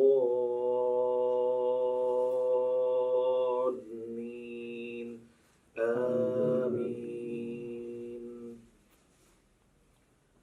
بسم الله الرحمن الرحيم قل يا أيها الكافرون لا أعبد ما تعبدون ولا أنتم عابدون ما أعبد ولا أنا عابد ما عبدتم ولا أنتم عابدون ما أعبد لكم دينكم ولي دين.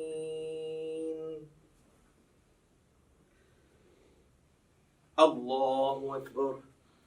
سبحان ربي العظيم سبحان ربي العظيم سبحان ربي العظيم سبحانك اللهم ربنا وبحمدك اللهم اغفر لي سبوح قدوس رب الملائكة والروح سمع الله لمن حمده اللهم ربنا ولك الحمد حمدا كثيرا طيبا مباركا فيه.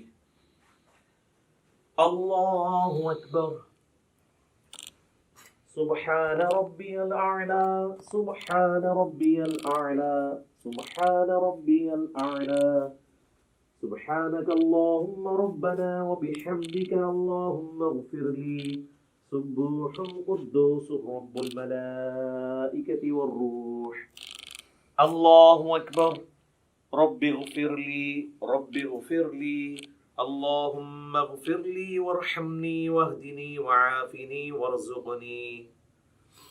الله أكبر.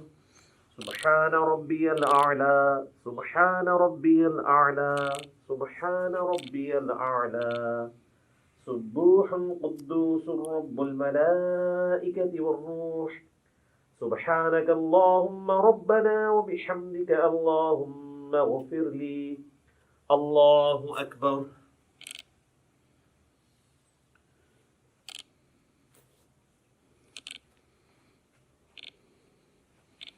بسم الله الرحمن الرحيم الحمد لله رب العالمين الرحمن الرحيم مالك يوم الدين إياك نعبد وإياك نستعين اهدنا الصراط المستقيم صراط الذين أنعمت عليهم غير المغضوب عليهم ولا الضالين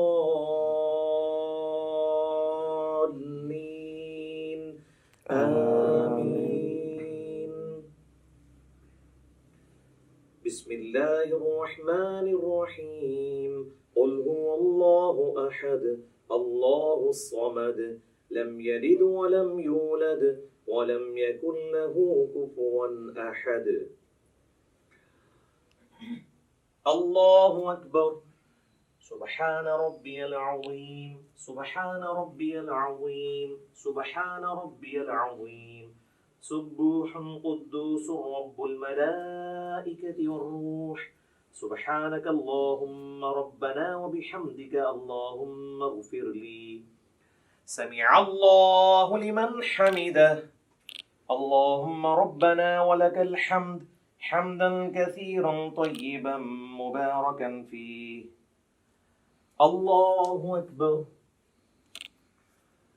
سبحان ربي الأعلى سبحان ربي الأعلى سبحان ربي الأعلى سبوح قدوس رب الملائكة والروح سبحانك اللهم ربنا وبحمدك اللهم اغفر لي. الله أكبر. رب اغفر لي اللهم اغفر لي وارحمني واهدني وعافني وارزقني. الله أكبر. سبحان ربي الأعلى سبحان ربي الأعلى سبحان ربي الأعلى سبوح القدوس رب الملائكة والروح. سبحانك اللهم ربنا وبحمدك اللهم اغفر لي. الله أكبر. التحيات لله والصلوات والطيبات. السلام عليك أيها النبي ورحمة الله وبركاته. السلام علينا وعلى عباد الله الصالحين. أشهد أن لا إله إلا الله وأشهد أن محمدا عبده ورسوله. اللهم صل على محمد وعلى آل محمد كما صليت على إبراهيم وعلى آل إبراهيم إنك حميد مجيد. اللهم بارك على محمد وعلى آل محمد كما باركت على إبراهيم وعلى آل إبراهيم إنك حميد مجيد. اللهم إني أعوذ بك من عذاب جهنم ومن عذاب القبر ومن فتنة المحيا والممات ومن شر فتنة المسيح الدجال. اللهم ربنا آتنا في الدنيا حسنة وفي الآخرة حسنة وقنا عذاب النار. السلام علیکم ورحمۃ اللہ. السلام علیکم ورحمۃ اللہ. اللہ اکبر. السلام علیکم. تبارک یا ذا الجلال والاکرام. اچھا، آپ لوگوں نے گھبرانا نہیں ہے. میں نے نماز کو اس کے اعلیٰ ترین درجے پہ پڑھا ہے. اگر آپ اس کو لوز درجے میں پڑھنا چاہتے ہیں تو سبحان ربی العظیم 3 دفعہ کافی ہے، سبحان ربی الاعلیٰ 3 دفعہ کافی ہے، اور 2 سجدوں کے درمیان رب اغفر لی یہ پڑھ لینا کافی ہے. باقی تشہد میں آپ نے نظر اپنی انگلی پہ رکھنی ہے. ابو داؤد میں حدیث ہے نبی علیہ السلام انگلی کی طرف دیکھتے رہتے تھے. اس طریقے سے سلام پھیرتے وقت یہاں پہ یہ یعنی اس میں آپ نے اس ریجن سے باہر نہیں جانا. باقی سنن نسائی کے اندر حدیث موجود ہے کہ نبی علیہ السلام ضرورت کے تحت بغیر گردن ہلائے ہوئے آگے یعنی دائیں بائیں بھی دیکھ لیا کرتے تھے. بعض کا ضرورت ایسی پڑ جاتی ہے، نماز کا ٹائم کتنا رہ گیا جماعت کھڑے ہونے میں، تو اس کے لیے نماز میں اگر کسی نے یوں گھڑی دیکھ لی تو بالکل جائز ہے، اس میں کوئی مسئلہ نہیں ہے. یہ کوئی ایسی چیز نہیں جو نماز کو توڑ دے. تو یہ 2 رکعت والی نماز تھی، اس لیے میں نے پہلے تشہد میں ہی تورک بیٹھ گیا. اگر یہ درمیان والا تشہد ہوتا تو میں اس طرح بیٹھتا اور عبدہ و رسولہ کے بعد اللہم صلی علی محمد وعلی آل محمد افضل ہے، یا اس کے بغیر ہی عبدہ و رسولہ کے بعد میں پھر تیسری رکعت کے لیے یوں کر کے کھڑا ہو جاتا اور پھر تیسری رکعت بھی مکمل کرتا، چوتھی کے بعد پھر تورک بیٹھتا. میں نے 2 رکعت اس لیے کی تاکہ آپ کو یہ پتہ چل جائے کہ بیچ میں پڑھنا کیا ہے. اب آپ آ جائیں نماز وتر کی طرف. نماز وتر میں بھی میں نے آپ کو پہلے بتا دیا کس طریقے سے پڑھنا ہے. اب اس کی جو آخری رکعت ہے وہی سب سے امپورٹنٹ ہے کہ جس میں آپ نے سورت ملانے کے بعد دعائے قنوت پڑھنی ہے. سنت یہی ہے کہ پہلی رکعت میں آپ سبح اسم ربک الاعلی پڑھیں، دوسری میں قل یا ایھا الکافرون، اور تیسری میں قل هو اللہ احد، اور قل اعوذ برب الفلق، قل اعوذ برب الناس بھی ثابت ہے. تو بہرحال فرض کیا ہم وتر کی تیسری رکعت میں پہنچ گئے ہیں، ہم نے سورت بھی ملا لی ہے. اگر ہم وضع الیدین کر کے نماز پڑھ رہے ہیں تو میں اسی سے سٹارٹ لیتا ہوں تاکہ آپ کو پتہ چلے اس کے بعد کرنا کیا ہے. بسم اللہ الرحمن الرحیم. قل هو اللہ احد اللہ الصمد لم یلد ولم یولد ولم یکن له کفوا احد. اللہ اکبر.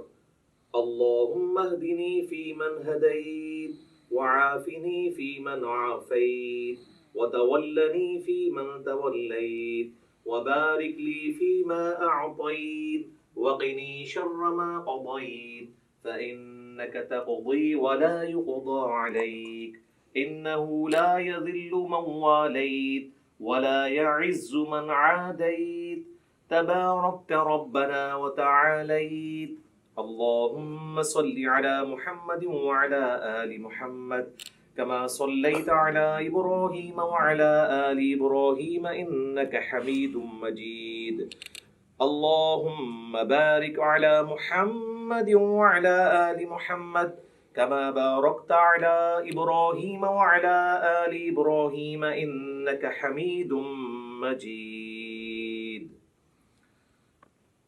الله أكبر سبحان ربي العظيم سبحان ربي العظيم سبحان ربي العظيم سمع الله لمن حمده اللهم ربنا ولك الحمد حمدا كثيرا طيبا مباركا فيه. پھر اسی طریقے سے آپ نے کنٹینیو کرنا ہے. یہ وہ ڈفرنس تھا. باقی جو عید کی تکبیرات ہیں وہ تو بتانے کی ضرورت نہیں ہے. سورۃ الفاتحہ سے پہلے آپ نے ہر دفعہ اللہ اکبر کہنا ہے. پھر سال الیدین کر رہے ہیں تو ہاتھ چھوڑ دینے ہیں. اگر وضو الیدین سے نماز پڑھ رہے ہیں تو ہر تکبیر کے بعد آپ نے ہاتھ باندھنے ہیں. اور یہ جو 7 تکبیریں جب ہو جائیں گی، پہلی تو نماز سٹارٹ کرنے والی ہے، جو 8ویں تکبیر وہ بن رہی ہوگی جس میں آپ نے سورہ فاتحہ شروع کرنی ہے، کیونکہ 7 پہلی میں جو ہیں وہ زائد ہیں اور 5 دوسری کے اندر زائد ہیں. اب آ جائیں نماز جنازہ. وہ تو پریکٹیکلی پڑھ کے بھی بتایا جا سکتا ہے، اتنا لمبا نہیں ہے. پہلی رکعت یعنی پہلی جو اس کی تکبیر ہے اس کے بعد اللہ اکبر کہہ کے اگر آپ وضو الیدین کر رہے ہیں تو اس حالت میں، اور ارسال الیدین کر رہے ہیں تو اس حال کے اندر آپ نے سورۃ الفاتحہ اور سورت ملانی ہے.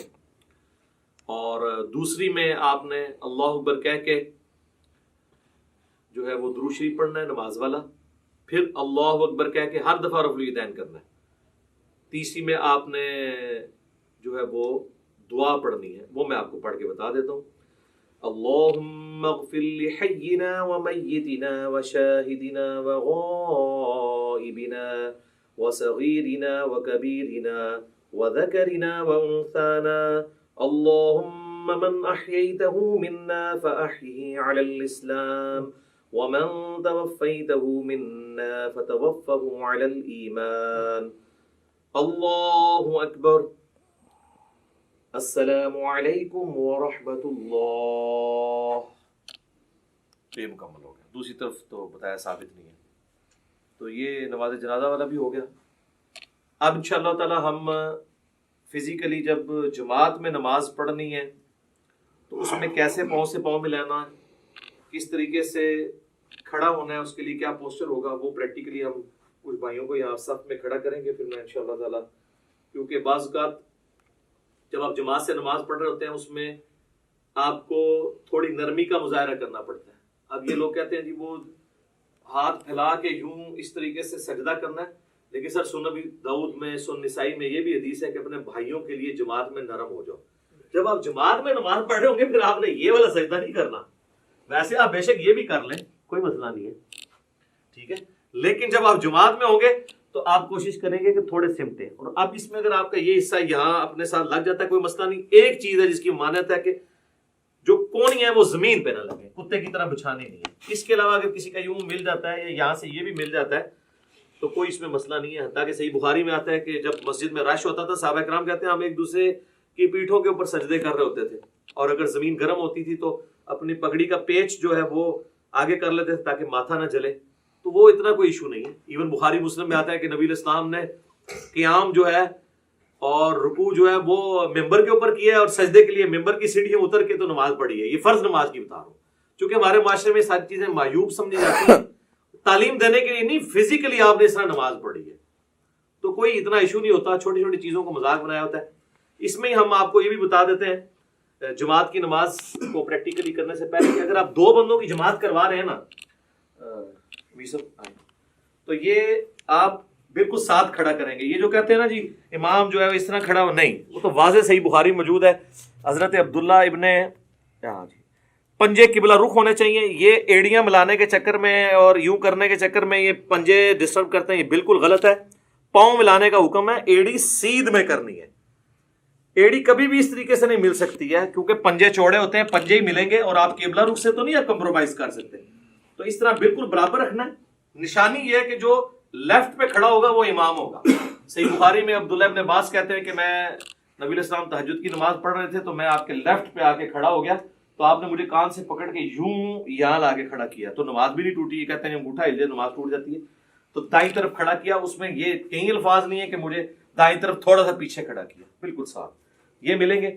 اب آپ دیکھیں اللہ اکبر کہہ کے جب ہم, آپ بھی کریں اللہ اکبر, یہ ہاتھ باندھ رہے ہیں نا, اب انہوں نے بھی اپنے جسم کے مطابق کھولا ہوا ہے, میں نے بھی اپنے جسم کے مطابق. تو آپ دیکھ رہے ہیں کہ ہمارا شولڈر بھی جو ہے نا, یہ شولڈر سینٹر سے آگے کور کر لیجیے, شولڈر بھی مل رہے ہیں. اگر میں ذرا سا پاؤں زیادہ کھول دوں گا تو ہمارے شولڈر نہیں ملیں گے. آپ یہ دیکھیں, میں آپ کو پریکٹیکلی کر کے بتاتا ہوں. یہ میں نے پاؤں کھولے نا تو اب یہ شولڈر دور ہو جائیں گے. پاؤں ملے ہوئے ہیں, پاؤں پہ زور ہوتا ہے, شولڈر نہیں. اور بعض کا ایسا زور ہوتا ہے کہ اگلے کے پاؤں درد کرنا شروع کر دیتے ہیں. تو آپ نے درمیان میں یوں رکھنا ہے اسے. اس طریقے سے اللہ اکبر کہہ کے رکوع میں جائیں گے تو یہ ساتھ ہی رہنا ہے اس طرح. ٹھیک ہے جی. اور اب مسئلہ آئے گا جب ہم نے تورک بیٹھنا ہوگا. تو اب آپ دیکھیں, جب ہم سمیع اللہ لمن حمدہ ربنا ولک الحمد کہہ کے ہم جاتے ہیں سجدے کے بعد, جب ہم تورک بیٹھنے لگیں گے نا, اگر ہم نے اتنا کھولا ہوا ہے نا, اگر میں تورک نہیں بیٹھوں گا یہ تورک کبھی بھی نہیں بیٹھ سکتے, کیونکہ یہ میرے اوپر ہی آگے گر جائیں گے, کیونکہ ایک اینگل پہ شفٹ ہوتے ہیں. تو آپ دیکھیں, میں آپ تورک بیٹھنے لگوں, یہ بھی بیٹھیں گے. یہ دیکھیں خود بخود اینگل سیٹ ہو گئے. اگر آپ ذرا دوسری طرح بیٹھیں, میں ایسے ہی بیٹھا رہوں اور اب آپ تورک بیٹھیں تو یہ میرے اوپر ہی آگے گریں گے. میں نے اب کیا نماز پڑھنی ہے؟ ایک بندہ بھی تورک چھوڑ دے. اچھا, کئی لوگ وہ جماعت سے لیٹ ملتے ہیں, وہ کہتے ہیں ہماری تو درمیان والی رکعت ہے, ہم نے تورک کیوں بیٹھنا ہے؟ بھئی جب آپ امام کے پیچھے ہیں نا تو اب آپ اس جماعت کو فالو کریں. پھر یہ بھی پوچھ رہے ہوتے ہیں جی امام کی تیسری ہے ہماری دوسری, ہم رفع دین کریں یا نہ کریں؟ بھئی امام کر رہے تو آپ کریں گے, اس لیے کہ آپ اپنی پہلی رکعت میں تشہد بیٹھتے ہیں کیا؟ نہیں.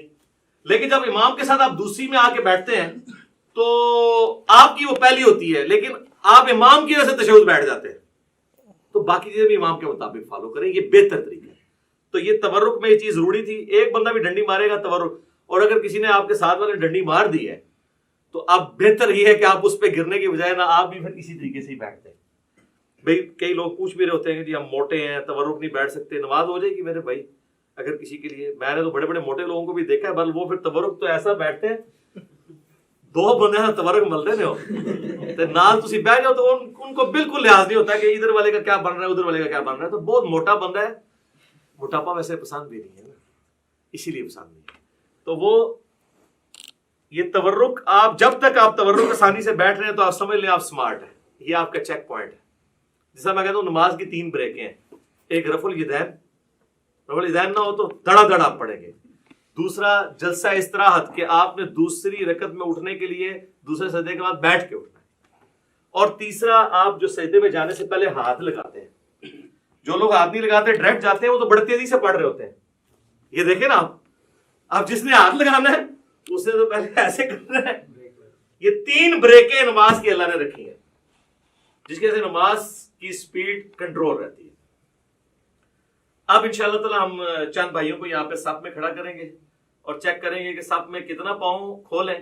زیادہ کھول دیں گے تو پاؤں تو ملیں گے, شولڈر نہیں ملیں گے. اور بعض ایسے ہوتے ہیں ایک پاؤں تو انہوں نے ایسے ملایا ہوتا ہے, دوسرا اتنی دور ہوتا ہے کہ سامنے والا بندہ پاؤں جوڑتے جوڑتے ایسے ہو جاتا ہے بیچارہ, اور لت درد کرنی شروع کر دیتی ہے. تو میرا خیال ہے کچھ لوگ اب جو ہے نا ادھر سے کھڑے ہونا جی, ادھر سامنے آ کے باری باری سب کو کروا لیتے ہیں نا جی. اچھا میرے بھائیو, اب انشاءاللہ تعالیٰ آپ کو پریکٹیکلی بتائیں گے کہ صف میں جب زیادہ نمازی کھڑے ہوں گے تو کس طریقے سے انہوں نے نماز پڑھنی ہے. 2 ہوں گے تو ساتھ کھڑا کرنا ہے, اور 2 سے زیادہ ہوں گے تو امام آگے ہوگا, پیچھے ہوں گے باقی. البتہ اگر میاں بیوی جماعت کروا رہے ہیں تو وہ ساتھ اپنی بیوی کو نہیں کھڑا کرے گا, بیوی ایگزیکٹ اس کے پیچھے کھڑی ہوگی. اور ترتیب یہ ہے کہ سب سے آگے جو ہے وہ مردوں کی صف ہوتی ہے, اس کے پیچھے بچوں اور غلاموں کی, اور اینڈ پہ عورتوں کی صف ہوتی ہے. تو اب یہ ہم نے صف کے اندر 1 2 3 4 5 6 7 8 9 بھائیوں کو کھڑا کیا ہے. 8 اللہ وطر ہے, وطر کو پسند کرتا ہے. آپ دیکھیں جی انہوں نے اپنے جو ہے وہ پاؤں اتنے کھولے ہوئے ہیں جتنے ان کے جسم ہے, اس سے زیادہ نہیں کھولے, ورنہ پھر ان کے کندھے نہیں ملیں گے. آپ دیکھیں ان کے پاؤں بھی ملے ہوئے ہیں اور ان کے کندھے بھی ملے ہوئے ہیں. ہاں جی, پیچھے کر کے ذرا کندھے ان کے ذرا کور دکھائیں, دور سے ہی دکھا دیں آپ, ادھر ہی دیکھیں کندھے ان سب کے ملے ہوئے ہیں. اگر ان میں سے کسی نے ذرا سے پاؤں زیادہ کھول دیے کم, تو پھر ان کے لیے یہ تھوڑا سا ویسے ہوا ہے ان کا. ٹھیک ہے, یہ آپ نے خود ڈیسائیڈ کرنا ہے. شعیب بھائی آپ کو پاؤں زیادہ پھیلانے ہوں گے, آپ کے اوپر سے باڈی چوڑی ہے, ہاں یہ آپ نے غلط کیا ہے, اور ٹھیک ہو گیا جی. پاؤں کے پنجے قبلہ رخ ہیں, ایڑیاں سیدھ میں ہیں, اور یہ صحیح بخاری میں موجود ہے کہ صحابہ کرام کہتے ہیں کہ جب ہم صف سیدھی کرتے تو پاؤں سے پاؤں یلزقو کے الفاظ ہیں, مل جایا کرتے تھے. ایڑیاں ملیں گی, پنجے آگے پیچھے ہو سکتے ہیں. آپ دیکھ رہے ہیں کہ کسی کا پاؤں چھوٹا ہے تو اس کا پنجہ پیچھے ہے, ان کا پاؤں بڑا ہے پنجہ آگے, لیکن ایڑی سب کی سیدھ میں, ایڑی کو سیدھ میں رکھ کے سب سیدھی کرنی ہے, پنجے کو نہیں. اور ملنے پہ جب باری آئے گی تو صرف پنجے ہی ملے گا, ایڑی تو نہیں مل پائے گی. ایڑی کو ملانے کی کوشش کریں گے تو بعض لوگ ایسے کر لیتے ہیں, وہ ٹیڑے ہو جاتے ہیں پاؤں, وہ بالکل غلط ہے, قبلے سے تو نہیں ہٹنا. ٹھیک ہے جی, یہ آپ نے مٹھی نہیں بنانی, نارمل رکھنا, ہاں ایسے نارمل. اب آپ سارے آئیں جی اس پوزیشن میں کہ آپ رفع الیدین کرنے لگے, اپنے ہاتھوں کو اس طرح بلند کریں جس طرح میں نے بتایا تھا. ہاں جی, ابھی دیکھیں جی کتنے لوگوں کی غلطیاں نکلیں گی جی, کہ ان کے ہاتھ کہاں پہ. یہ دیکھیں نا, یہ آپ کا ہاتھ یوں ہوگا نا تو تب یہ دونوں ہاتھ برابر ہوں گے. جس نے پریکٹس نہیں کی ہوئی نا, ادھر بیٹھ کے یہ دیکھیں, یہ میرے سے بھی ہو جاتا تھا, یہ آپ کا ہاتھ اوپر ہے, اب آپ کا ہاتھ برابر ہے. ٹھیک ہے, ٹھیک ہے جی. اور ہاتھوں کو نارمل رکھنا ہے, اینڈ کرو. اس کا بڑا آسان طریقہ پتہ کیا ہے, یہ دیکھیں جی, آپ نے پریکٹس کرنی ہے نا تو آپ یوں ہاتھ رکھیں اور اس کے بعد ہاتھ کو یہ پیچھے لے کے ہیں, تو پھر آپ سیدھا یعنی دیوار کے ساتھ پریکٹس کریں گے تو آپ کی پریکٹس بنے گی. ٹھیک ہوگا جی, ٹھیک ہوگا. اللہ اکبر. اب ہاتھ باندھ لیں. ہم وضع الیدین والی پہلے مثال سامنے رکھتے ہیں, اور ہاتھ جو ہیں وہ ٹھیک ہے.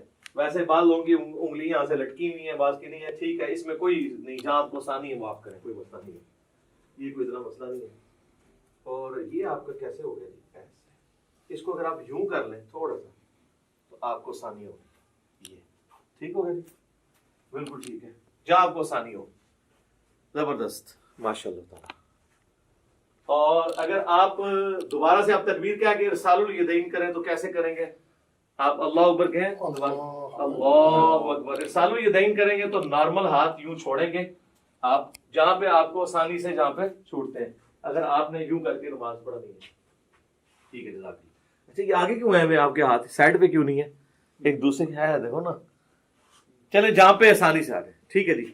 اب آپ نے اللہ اکبر کہہ کے رکوع میں جانا ہے, رفع الیدین کریں اور رکوع میں جائیں سارے, اللہ اکبر. ہاں جی, اب رکوع میں پتہ چلے گا جی کس کس کا ٹھیک ہے. ماشاءاللہ جی, ساروں کو ٹھیک ہے, زبردست. ادھر سے شروع کریں تو پتہ چل جائے گا. یہ آپ شیشے میں پریکٹس کی ہوگی تو ٹھیک ہوگا. تھوڑا سا پیٹ جو ہے نا یہ ایسے, بس ٹھیک ہے, آلموسٹ ٹھیک ہے. اور انگلیاں پھیلی ہوئی, گھٹنے کو مضبوطی سے پکڑنا ہے. اور نہ میر صاحب, یہ آپ یہ سیدھی کریں ایسے, کونی بالکل سیدھی ہونی چاہیے, تو تب یہ آپ کی گردن سے آئے, یہ آپ بالکل ٹھیک ہو گئے. یہ بالکل تنی بھی ہو کمان کی طرح, جس طرح ابو داؤد میں آتا ہے کہ کبار کی ڈوری جس طرح تنی جاتی تھی, بالکل سیدھی. ٹھیک ہے جی. آپ کو یہ پرابلم ہے جی اس طرح کرنے میں, گھٹنے کو پکڑنے میں, ایسے ایسے, یہ ایسے کر کے پکڑیں گے, یوں کر کے. ٹھیک ہے جی. سمیع اللہ لمن حمدہ. ٹھیک ہے, اللہم ربنا ولک الحمد. ٹھیک ہو گیا. اور اس کے بعد اب آپ اللہ اکبر کہتے ہوئے, میں نے اللہ اکبر کہنا تو آپ نے سجدے کی طرف جانا ہے, پہلے ہاتھ لگاتے ہوئے جی, اللہ اکبر. ٹھیک ہو گئی. اچھا, ابو داؤد میں ایک حدیث ہے کہ نبی علیہ السلام کی جو ہاتھ ہے نا, ہتھیلیاں, وہ کانوں کی سیدھ میں بھی چلی جاتی تھی. یعنی آپ اس کو کندھے سے آگے بھی لے کے جا سکتے ہیں. بعض لوگ کہتے ہیں جی ماتھے سے آگے نہیں انگلیاں جانی چاہیے, کوئی مسئلہ نہیں, جا سکتی ہیں. بس بہتر طریقہ وہی ہے جس طریقے سے آپ لوگوں نے کیا ہوا ہے. اب آپ دیکھیں, اب آپ چوڑا سجدہ نہیں کر سکتے, آپ لوگوں کے آپ کو ایک دوسرے کو اکوموڈیٹ کرنا پڑا ہے, تو نماز میں اسی طریقے سے کرنا ہے. اور پیچھے سے ایڑیاں سب کی جڑی ہوئی ہیں جی, ہاں جی, ایڑیاں بھی دیکھنی ہے, اور پنجے قبلہ رخ ہونے چاہیے. ٹھیک ہے, ٹھیک ہے, جزاک اللہ, بہترین. اب میں اللہ اکبر کہوں گا تو آپ نے جلسے بیٹھنا ہے. اللہ اکبر, دایاں پاؤں کھڑا کیا اور بایاں بچھا لیا. ٹھیک ہو گیا جی. آپ اس میں دیکھیں کوئی نہیں, آپ دو سجدوں کے درمیان نہیں انگلی اٹھانی, انگلی تھلے رکھو, ہاں اینج رکھنا ہے نارمل. اور آپ گھٹنوں تک بھی رکھ سکتے ہیں, گھٹنوں سے آگے بھی, جہاں آپ کو آسانی, اس میں کوئی نہیں ہے. اور نارمل رکھنی ہے انگلی, نہ ایسے جوڑنی, نہ ایسے. سجدے میں بھی میں نے بتایا نہ جوڑنی, جو نارمل ہے. اچھا, اب ہم نے دوسرا سجدہ کریں اور پھر اس کے بعد آپ سب تورک بیٹھیں, کیونکہ اس طرح تو آپ بیٹھ جائیں گے, تورک بیٹھنا ہے. اب اللہ اکبر کہوں گا, دوسرا سجدہ کریں, اللہ اکبر,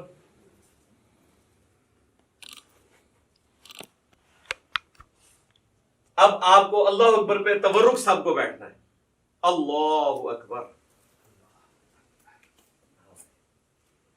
دیکھ لیجیے ہم نے پریکٹیکلی کر کے بتایا. وہ لوگ کہتے ہیں نہیں جماعت میں تو تورک بیٹھے ہی نہیں جاتا. کیوں نہیں بیٹھا جاتا؟ ایک بندہ جب ڈنڈی مارتا ہے تو تورک رہ جاتا ہے. نہیں ساروں بیٹھے ہوئے نا، دیکھیں نا سارے تورک بیٹھ کے بتا رہے ہیں.